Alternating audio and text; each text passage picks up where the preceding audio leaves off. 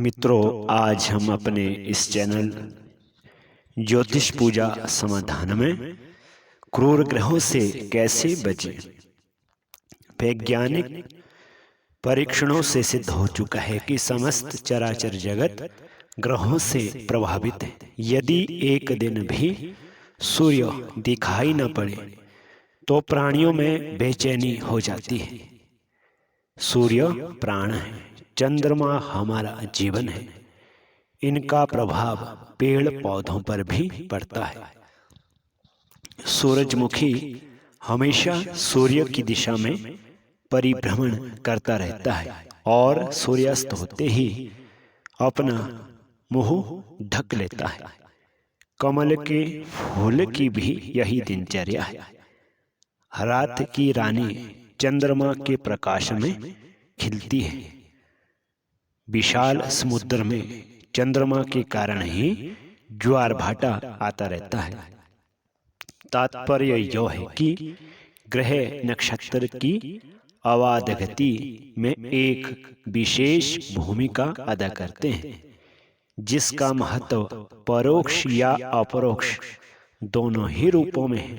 प्राचीन मनुष्यों ने इस संबंध में गहन अध्ययन किया था। उसी के परिणाम फलस्वरूप उन्होंने जीवन के कुछ निश्चित नियमों व मूल्यों को परिस्थापित किया। वे सारे नियम आध्यात्मिक आस्था पर आधारित रहे हैं। कर्मकांड के माध्यम से उन्हें अनिवार्यता प्रदान करने का प्रयास किया गया है। उदाहरण स्वरूप प्रातःकाल स्नान के बाद सूर्य को जल अर्पित करने की व्यवस्था की गई है। आध्यात्मिक रूप से इसे पूजन के रूप में स्थापित किया गया और महत्ता यह बताई गई कि इससे सूर्य देवता प्रसन्न होते हैं। बहुधा नेत्र रोग गर्मियों में यह ऊष्मा की अधिकता के कारण होते हैं। यदि नेत्र एक निश्चित सीमा तक ऊष्मा को सहन करने की सामर्थ्य हासिल कर ले तो फिर रोगों की संभावना क्षीण हो जाती है। इस प्रकार से इसे नेत्रों का योगाभ्यास भी कहा जा सकता है। जल अर्पण करने की विधि है कि सूर्य की ओर मुख करके खड़े हो, एक लोटा जल दोनों हाथों से सिर के ऊपर उठाकर धीरे धीरे भूमि पर गिराए। दोनों हाथ ऊपर उठाए। इससे दिमाग के जो हमारे तंतु हैं क्रियाशील होकर एक विशेष स्थिति धारण कर लेते हैं, जो कुछ समय तक रहती है। पानी सिर के ऊपर से गिरने से वैज्ञानिक क्रिया होती है। सूर्य की किरणें आंखों के आगे से गिरते रहे, पानी से टकराकर और उल्टा किरणों के रूप में परिवर्तित होकर नेत्रों को शीतलता प्रदान करती है। एक सर्वेक्षण में यह भी बात पता चली है कि विश्व में अधिकांशतः आत्महत्याएं सप्तमी तिथि या पूर्णिमा तिथि या अमावस्या के दिन होती है।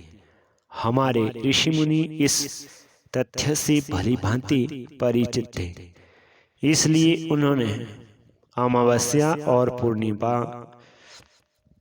पूर्णिमा तिथि पर व्रत रखने और गंगा यमुना के घाट पर स्नान करने को कहा। इसकी महत्ता और प्रवृत्ति धार्मिक इसलिए भी कर दी गई ताकि लोगों में नियमितता बनी रहे। उल्लेखनीय है कि ज्वार भाटा का संबंध चंद्रमा से रहा है। पूर्णिमा के दिन ज्वार भाटा आता है, अर्थात पानी को ऊपर की ओर उठाता है। भाटा अमावस्या को आता है। उन दिनों समुद्र का पानी उतरता है। हमारे शरीर में 80% मात्रा जल की है। बाकी अन्य पदार्थों की। पूर्णिमा के दिन चंद्रमा अपने पूरे वेग से जल को खींचता है।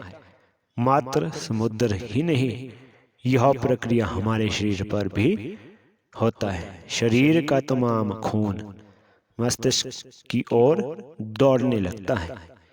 इससे दिमाग में तनाव उत्पन्न होता है। आदमी का मानसिक संतुलन बिगड़ जाता है। उसे एहसास नहीं हो पाता कि वह क्या करने जा रहा है। इसी का परिणाम है आत्महत्या। अमावस्या के दिन शरीर का तमाम खून दिमाग से नीचे की ओर बहता है। इस स्थिति में दिमाग पर रक्त का दाब कम हो जाता है। फलस्वरूप दिमाग कोई भी निर्णय लेने से वंचित रह जाता है।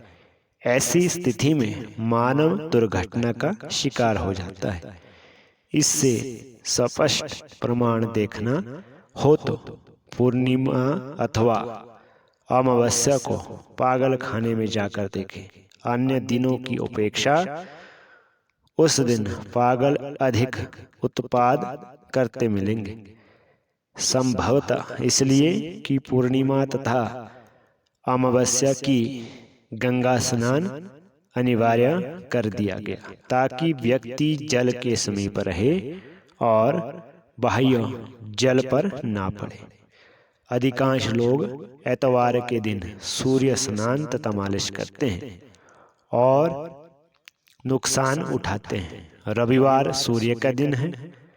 इस दिन मालिश शरीर में और अधिक गर्मी पैदा करती है।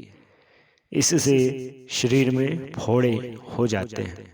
तात्पर्य यह है कि ग्रह के बारे में यदि हमें पूर्ण जानकारी प्राप्त हो जाए तो किस ग्रह का मानव के जीवन पर क्या प्रभाव पड़ता है, कौन सा ग्रह अनुकूल है, कौन सा प्रतिकूल, किस प्रकार उन्हें अनुकूल बनाया जा सकता है, किस प्रकार की शांति के लिए क्या करना चाहिए। आने वाले वीडियो में हम तमाम तरह की जानकारी उपलब्ध करवाएंगे। सूर्य से लेकर के केतु तक सभी प्रकार के ग्रहों की शांति कैसे की जाए। आप घर बैठे अपने आप भी ग्रहों को अपने अधीन कर सकते हैं, ग्रहों को प्रसन्न कर सकते हैं। जय माता दी, हर हर महादेव, जय माँ बगलामुखी।